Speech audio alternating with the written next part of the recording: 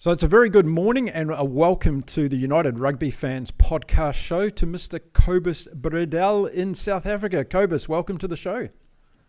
Thank you, Mark. Hi, how's it going? Fantastic, mate. And it's always an exciting part of my day when I get to talk to someone about their rugby journey and rugby story. So, it's great to have you on the show.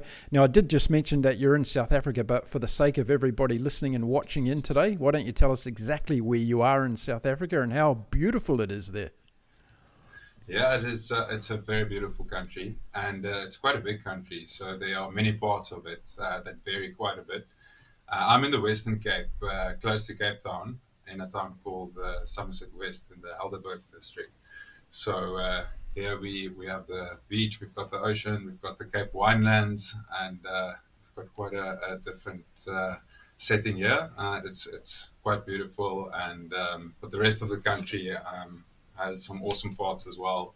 I've lived in the Karoo as well, which is quite much drier and not so close to the beach. And so I'm based here in close to Cape Town side. So if you're not busy at work, are you spending more time in the vineyards or at the beach? What's your preference there? No, it's mostly outdoors. Yeah, mostly at the beach, not so much in the vineyards. I grew up in the vineyards, so I was very fortunate to grow up living on a wine farm. Yep. Lots of space, but yeah. Beautiful. And some very good wines coming out of South Africa these days, isn't there? Well, there has been for a long time, right? But people don't typically generate an aura around South African wines, but it's not true. There's some very good wines in South Africa.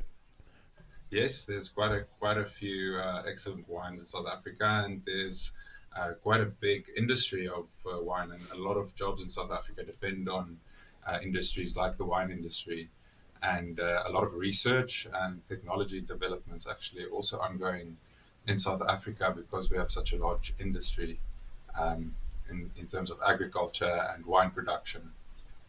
Okay, very cool. Well, I'm sure we could talk all day about wine and all the rest of it, but we're here to talk about rugby, and people want to hear about your rugby stories and journeys. So why don't we start off by telling all the listeners today how you first got connected to the game of rugby? How did rugby come into your life in the beginning? Well, I must say my first memory ever of rugby was when I was about 2 years old, 3 years old. I know it's one of my first memories. I think I don't even know if I could properly speak then yet, but I remember my father's friend jumping onto the couch and shouting, and all of the friends jumping on the couches. And I asked my mother. I was probably more like 4 years old, and I asked my mother, why are they allowed to jump on the couches and I'm not? And the answer was they're watching rugby. So that was my first memory of rugby, was that insane passion and that insane anger and happiness, all of the emotions, portrayed in my father and all of his best friends. He is one friend, Ben, who specifically I remember jumping onto the couch, onto the table, and then being very angry. And, so that was my introduction, first memory of rugby in my life. So you're about 4 years old when that happened, yeah? Yeah. No, I mean, that just shows you that you can't really grow up in South Africa without being exposed to that type of passion from a very young age. I'm sure there's lots of rugby people listening right now that say, yeah, that's exactly how I got started as well. That was my first connection to the game. So what happened next? Did you take that excitement for what other people or the adults in the room were showing you at that time, and did you try and channel it into, hey, I want to give this game a go? How did it unfold for you? Well, it started by I think competition, and that's something that in South Africa, that if you grow up on a farm, or if you grow up I think in any setting really, in where at least when I grew up in South Africa in the 90s, there was a lot of competition, but even between friends and a lot of, from very young, between cousins, between brothers, you always have competition, and there's always games being played, So from very young, it already started with, I had older cousins and older friends that were already playing the game in school. So when I was 5 or 6 years old, when there was grass and there was a ball, that's what we would do. Mm-hmm. We would just kick ball or run with it and play rugby by our own rules, really, which was just to get the ball to the other side. And yeah, that's basically how I started before I went to primary school, and where there was a bit more of a formalized rugby presence in the school.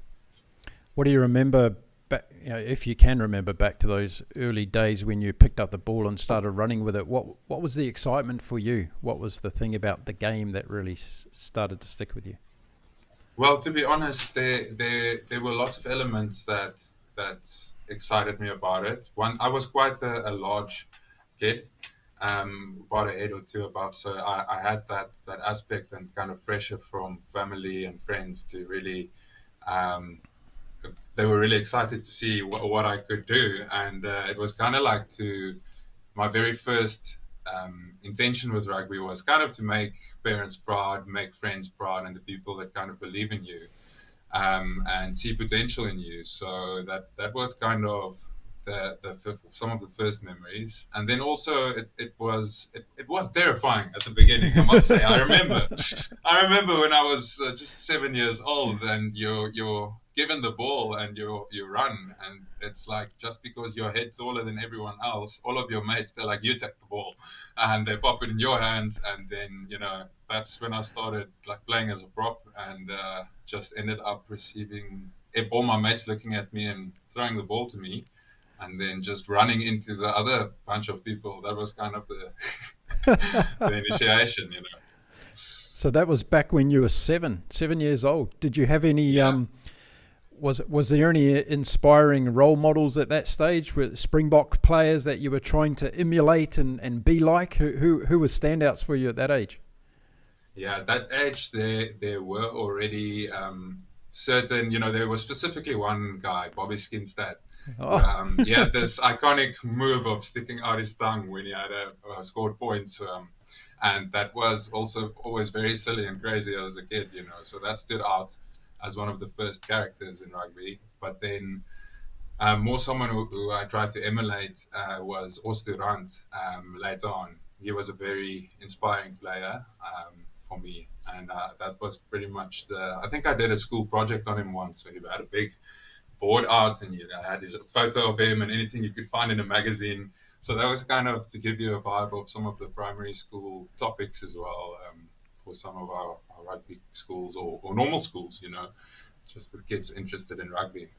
Brilliant. Well, I can tell you as a Kiwi and an All Black fan, obviously, that both Oscar Ant and also Bobby Skinstad are pains in the backside for us guys, right? So, yeah.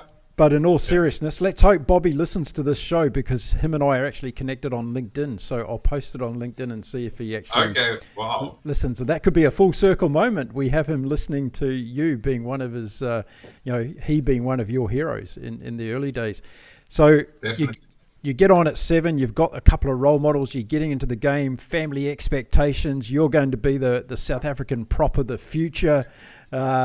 So when did it start getting organised for you, and you're getting into teams with, let's say serious competition? When did that start happening for you?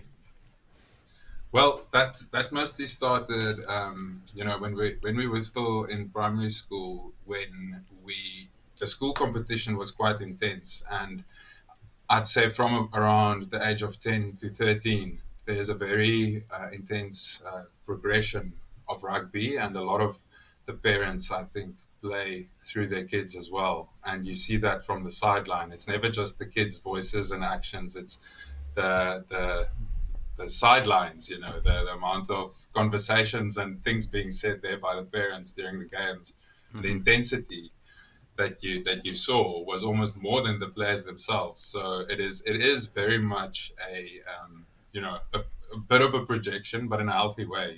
And I think that's it's a bit of an experience.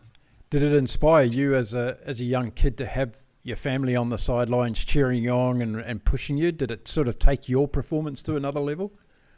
Yeah, definitely. My dad was a winemaker, so he wasn't always available in all seasons. but he was there any game that he could be there, and he would drop me off and do a chat afterwards about what you can improve. And that's kind of when you take it really seriously when someone invests time to come and watch your games and things like that. And Yeah. that was kind of where some of the serious matches started.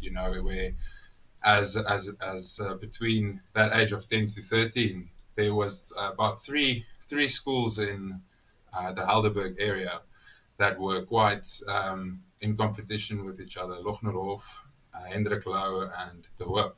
Mm-hmm. And I was in De Hoop, and there was a few other teams that we were playing on a regular basis. And between the age of 10 to 13, there was this one guy from Strand, which was in one of the teams that was essentially, well, he had red hair and he was a nightmare as a prop for everyone else. So he was always feared, we're going to play against that guy today. And, we It had wasn't proper attempts. And It wasn't Stephen Kitsoff, was it?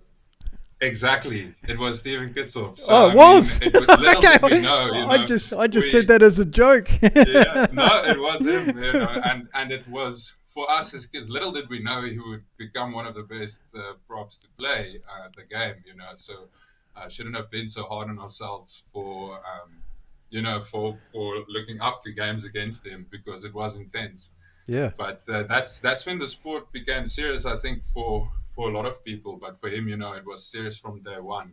Yep. There was one game where we actually beat their team, but you would see him and his dad stay afterwards doing an extra hour of practice after a match that they've lost. Wow. So that's the type of energy that we saw and it was quite serious for a lot of kids playing and for their parents. So what decade was this that you were playing in at this time? This was between 2000 and 2010. Okay, cool. So, one of the main things about United Rugby Fans is to look at the game across the world and how it's being run and administered. So if we go back to that period of your life, in terms of the way that South Africa Rugby as a union were managing the game at school level and the access that you had to the game, the infrastructure, all those sorts of things, would you say that it was in a really good place at that time? Was it something that kids could easily get into? Definitely, I'd say it was definitely something kids could get easily into. And what I admired always was the coordination and organization of all of the coaches and teachers. A lot of the teachers, they don't get the highest salary, but they spend extra hours of their own passion and their own time after hours to help with the training and sports and extra activities in a lot of the schools. And for a lot of communities in schools, that meant so much. So I saw I went to school with a lot of people who got scholarships because of rugby, and I know there were always coaches and people organizing those games behind them. And, there were instances, obviously, that things weren't perfect, but was never a season that I experienced that there weren't enough games for everyone to play, proper games set up, proper refs organized. There were injuries always, but there was proper coaching and proper around warm-ups and rehabilitation. And I must say, the access that I had and most of the teams that I spoke to and friends that I had from other schools, we had a very good setup. But it was mostly, like I said, carried and driven after hours by educators, of the different institutions organizing with each other, kind of like teachers from one school having the contact details of the rugby coach at another school, and they talk freely with each other and organize things in that aspect. So I think it's quite free form, but it was very well managed. Yeah, brilliant. And what about the success even back then of the Springboks on the field of play? Of course, we had the Rugby World Cup success. So was that starting to flow through as well in terms of a lot of motivation behind the game and young kids playing the game? Definitely, I think that it's definitely a uniting factor for us as a country. I remember after each World Cup when you would hear cars hooting and people throwing stuff out of windows and just everything going crazy. You cannot believe it. It's like they announced all debt was cleared in the world, and it's crazy. So that experience, for me, that energy definitely passes down into the school rugby, and that passion and that those role models show what can be done with the proper execution and hard work. So I'm interested to know as well, and I'm sure viewers are interested to know this because it's the case in many countries around the world. When you're growing up as a young kid, you've always got the pull, of course, of football, soccer, right? And that's an alternative to rugby. We know South Africa is a rugby crazy country now, but there's also a very big presence in the football world over there in South Africa. So was football ever on your radar as a potential, or was rugby right from that young age when you got drawn into it? Was it always going to be rugby for you? Well, there was a moment when I was around 10 years old. I had to go to another school for a year. And in that school, they were more focused on football. And that school had better access in terms of stairs and so forth. So that was, I was going through a thing with my leg at that point in time. And I moved to that school, and I met a lot more, I would say a lot more. There is a bit of a like maybe a stereotype that more English people play football and more Afrikaans people play rugby. That was kind of the thing back in, when I was a young kid. But as I grew older, that kind of changed a bit. But when I did play football in that school, it was mostly as goalie because I was quite quite a heavy kid. So I definitely would and slow at that point in time. So it would be much more optimal for me just to use my area to block the ball. Right. Strategic. Yeah. Oh, very cool. Yeah. Very cool story. Now, you talked about your leg, and we've got a significant part of your story that is talking about that, and we'll get onto that in just a second. But I want to know what happened next in your rugby journey in terms of, okay, you started playing against people like Stephen Kitsoff, which, by the way, not of us a lot have had the opportunity to play against famous people like that, so that's a good one for you. But where did it go next for you in terms of rugby? Was there ever an ambition, I want to be a Springbok, I want to get to that level of the game? Yeah, I'd say that was mostly in primary school. That was a very big ambition of mine to maybe. I think it's of every young boy playing rugby it would be. But as soon as I got to high school, actually before that there was a lot of other pressures in life that kind of got more attention. So that was a lot of academic pressure, interests as well. I peaked in terms of electronics and stuff. I would take apart any old thing that was broken, and I had an obsession with electronics and with technology. So I very much started going into academic route as I went into high school. As long as with some of the different skills that were also coming to light that I never knew that I had, I also kind of developed in terms of the academics, much more into information technology, mathematics, and science. But I continued playing the sport passionately throughout high school. And so that was basically when it stopped for me around when I was 14. As I said, probably actually when I was around 10, I knew I wouldn't actually be able to play professional. Right. But it's still remained a dream for a while. Yeah. So when that kind of realization came into your mind, did you see the game of rugby different? You now had an interest in going down other paths with studies and all the rest of it. So how did rugby then emerge into your life or continue in your life after that? Yeah, so it did continue still. I because I had a lot of extra activities and extra subjects that I had that were after hours.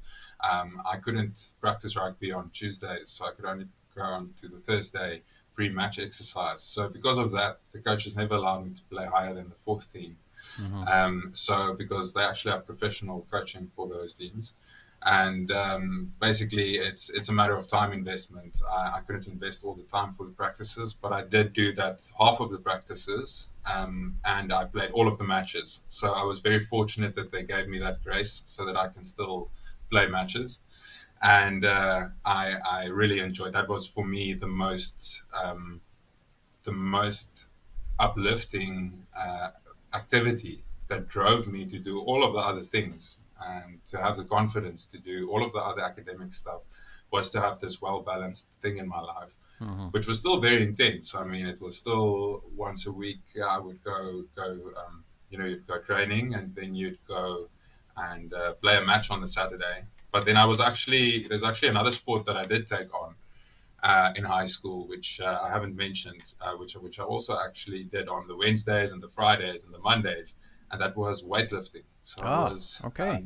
I was actually training with the South African weightlifting coach Avinash Pandu, Okay. and he was the South African team's coach, and I from around 14 to 18, I was doing that sport, and competed on the Western, just as the on the Western Province team, Yep. and I performed quite well simply because of the fact that I was quite big and there was no one else in my division really of age. Eventually I stopped with that sport as well. But I was quite into sport, even though I was quite into the academics as well. If it wasn't for the sport, I wouldn't have been able to balance it. Yeah, brilliant story. Now, you've mentioned a couple of times so far since we've been chatting about coaches and the influence they have in your life. I'm a firm believer that in most sports, coaches go unrecognised by the larger audience, and yet they're one of the most important, well, they probably are one of the most important factors in any sport. So are there any coaches that throughout your journey, whether it be rugby or weightlifting, that you want to give a shout out to today? Because I think we should recognise coaches more in the world of sport. Definitely. There are two coaches. My primary school coach, Meneer Higu. I'm ashamed that I don't know his name today, but I definitely need to look him up and contact him because, life gets busy. But Mr. Higu, he was the one that encouraged me to start playing rugby again after I had quite a serious leg injury. And I really didn't want to do it because I was very scared that I would receive further damage and that it wouldn't be right. So he urged me to consult the doctors and ask, and he kept on urging me. I think he needed the weight for the forward back as well. But he was really a kind soul and really a hero to me at that point. Got me into the game, and got that. It was a very big confidence builder for me after that massive injury. And the second coach would be Meneer Derek Swart, and he was our a science teacher as well as our rugby coach, and he coached our 5th team and 6th team. We were the Pirates and the Vikings, and we would mostly play against the first teams of some of the smaller schools, and a lot of other matches, like when we were playing against Grey or against Welland Landbou or Boys Eye, we would play against their equivalent 5th or 6th teams. But he was an icon because he was also my science teacher, and I did really well in science, and it was kind of carried over. Our whole science class was kind of in his rugby team as well. So we would get rugby, all our rugby lessons. We would sometimes in the middle, he would stop and say, okay, tomorrow in class, we're going to do this. And he would explain about relative motion and forward passes. Fantastic. And things like that, so that was a really iconic coach as well, and a teacher. Yeah. Gosh, that's the kind of teacher I needed in my school. I would have listened a little bit more if that was the case. Yeah. Hey, I tell you what, Kobus, after we've finished the show today, I think you should send a link of the show to those two coaches and reconnect with them again, because I'm sure that they would appreciate you talking about the influence they had on your journey. I think that's a big thing that we need to do more of in United Rugby Fans. So thanks for sharing that. Now, you talked about your leg, you talked about an injury. Sometimes when we have these challenges in life, they can be a crossroads to our journey. Tell us what happened with your leg. Yeah, Mark. So when I was 10 years old, I was just on the playground, and we had this big tire swing, and this tire swing came from the side as I was walking by, and it hit me in my leg. Not too hard, hard enough, but there was an immense amount of pain. And we went to the doctors. They told me that there is well, I told them it's broken. They said, no, if it was broken, you'd be crying. They came back with the x-rays, and the doctor was actually crying. And he said, well, sorry to tell you this, but there's a tumor in your leg. Wow. And it was about the size of, looked like a golf ball on the x-ray. Luckily, they did a biopsy and some tests, and it was benign, and it wasn't malicious. But it was still a massive process, a whole year and a half of recovery, wheelchair, crutches, operation to take it out. And then, when we got the news that there was a potential I might lose the leg, and that there were signs that it's coming back. And when we confirmed it's coming back, not aggressively, but it's coming back at a rapid rate, we had a second opinion and consulted a doctor in Cape Town who was quite world-renowned orthopedic surgeon on the matter. And he basically had a very modern approach and said, well, we're not cutting anymore. We're not cutting the hip. We're not doing any of that. We're going to do water therapy. We're going to go and do aquatic. We're going to do neurotherapy. We're going to do all of these different things. And he said, he looked me in the eye and he said, listen, you're not losing your leg. And that was the first thing. And, very happy today. Yeah. that everything is still fine, because the other doctors would have come to replace in that place. That would really have been like a snowball effect throughout my life, where I would have had other injuries. So that was mainly the thing that I went through at that point in time, and I recovered from that to the point where I could walk again, and that all of a sudden the doctor said it's gone. After like a month or two of water therapy, it was just gone by itself. Wow. And it started healing up. And you know what, Mark? Actually, I went to that doctor about in the last month, actually, for the first time in 23 years. Yeah. And I just had my a scan a few weeks ago. First scan I had since then in 23 years. Wow. And the doctor said he's never seen a leg recover as well. There's no signs that there ever was anything. So, fantastic news. Wow, that's quite a story. And after that, as you said, you got back into rugby again, thanks to the willingness of the coach to support you through that process. Yeah, and a lot of friends and teammates encouraging, and it was really, I was really fortunate at that point in time to have all of the friends and people encouraging me to play the game. Let's talk about that, because it's such a big component of our great game of rugby across the world, isn't it? We are a family, we're a rugby family, we're a rugby community. Can you talk a little bit around that and how you felt around that time? Because I think that's a very important thing about our great game. Yeah, definitely. So there's always competition, between your mates in your team, with the other team. But it's when you come together and you face an opponent that you really start sticking together, and even kind of like your enemies become your friends, in a certain sense, because you have to. And that's kind of like what makes a family, is like, despite differences, sometimes you find a way to make it better for everyone. And that's really what I experienced. It's strong competition, strong encouragement to compete, and it was fun. It was in the spirit of having fun and having a good time as well. So the fitness part of rugby, I didn't always enjoy so much as a prop. But there were a few moments where I didn't agree with the coach as much, but in the end it all paid off. That's a great sharing, and thank you for sharing that with us, because I think it's so important that we remember that we can be the fiercest of competitors on the field, and even as fans, we can be the fiercest of rivals during a game. But afterwards, it's always good to sit down and have a beer together and talk about the great game as a whole, and that's what we tend to do. Now, talking about the rugby family, you and I have recently been connected through the rugby family, and as you know, and that's the reason for the show today, we're starting an incredibly exciting journey at United Rugby Fans, bringing the rugby fans of the world together and provide them with a platform where they can have a louder voice in the game, so that we can sit down with the likes of World Rugby and the rugby unions across the world, including in South Africa, to talk about how we can collectively improve the game of rugby. And that's what this initiative that we're all about.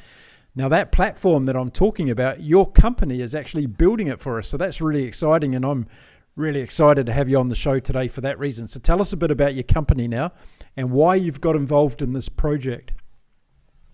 Yeah, thanks, Mark. I'm really excited about the project. And to start with my involvement in the project, it's something that I think is definitely necessary. You know, my company, Super Jupiter, we mostly do software development and technology developments, and we consult different companies and help them to develop their different products and digital products, mostly around data science and using data to make informed decisions. Mm-hmm. And a lot of these solutions that we build consist of large databases with different users, with different apps around the entire world, with different purposes and solutions.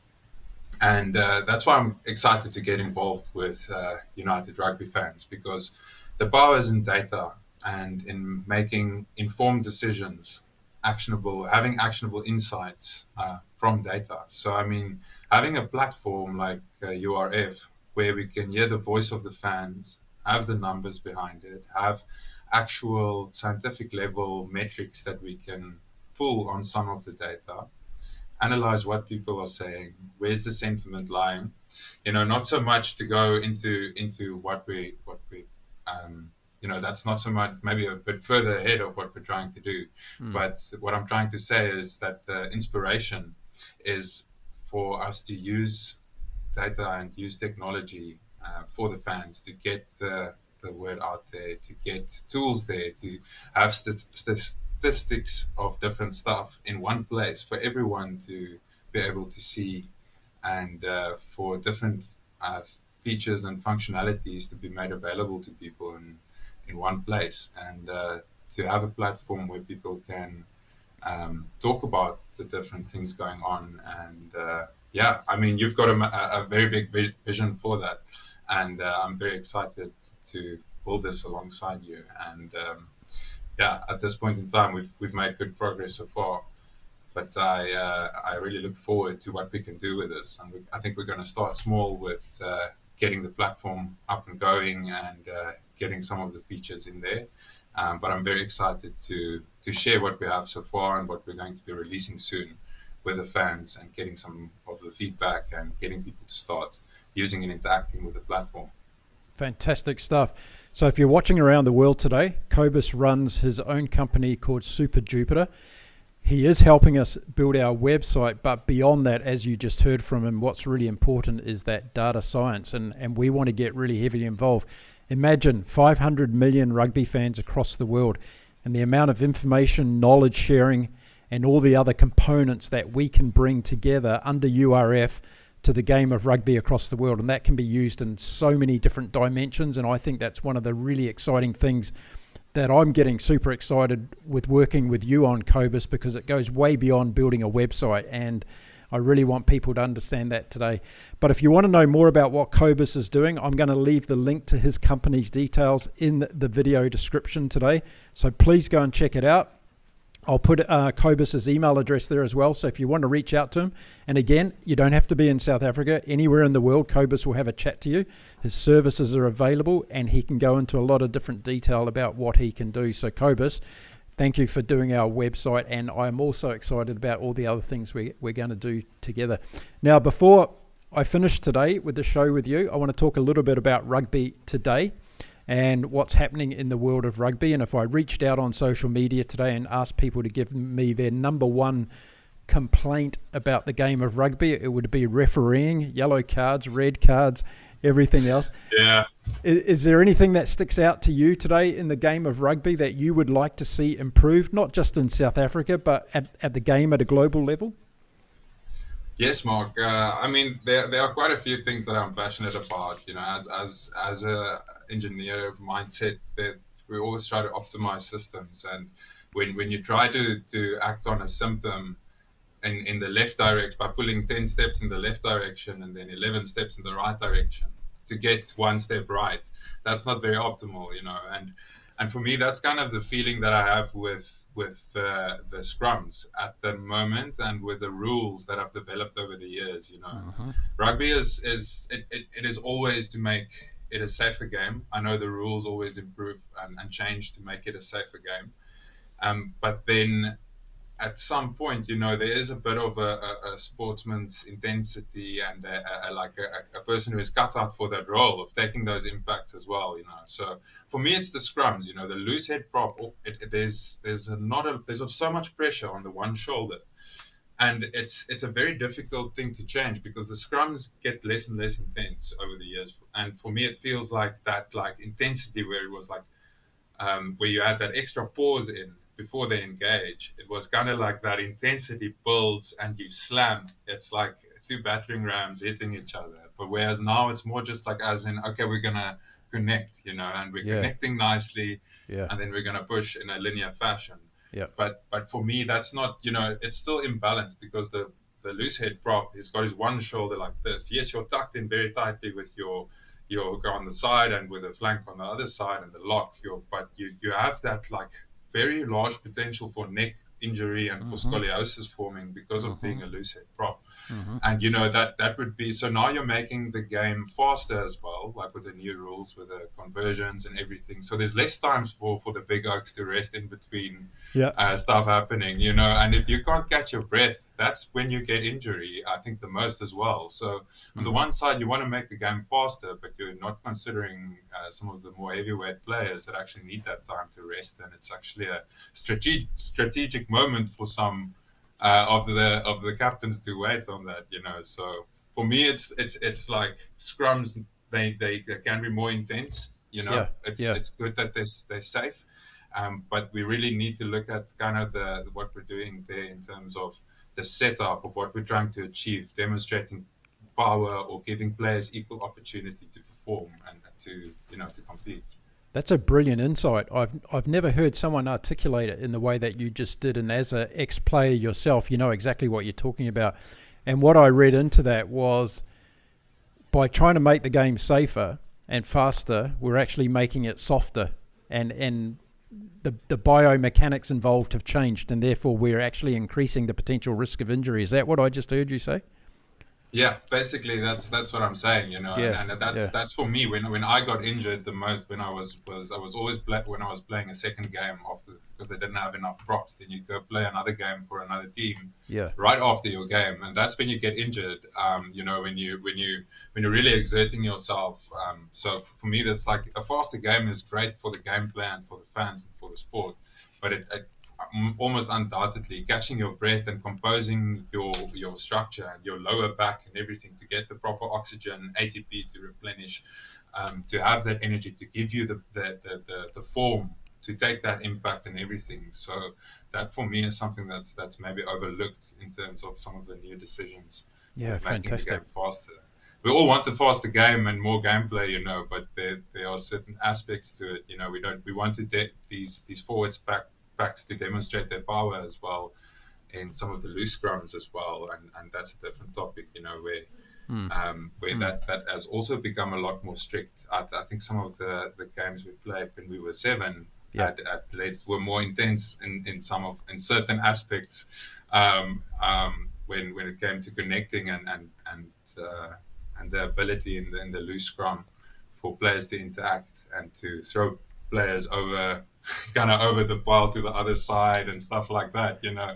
A lot of these things became very strict, and that demonstration of raw power no longer has such a big stage Yeah. for it.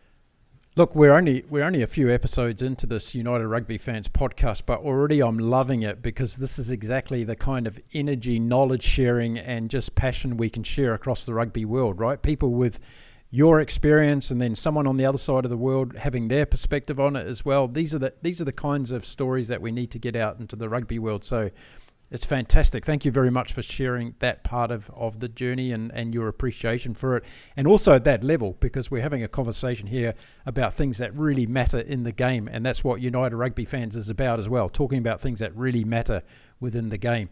Okay, now I'm going to put you on the spot. So I want you to tell me and all the listeners and everybody that watching today, who's your favourite South African forward today and who's your favourite South African back player today?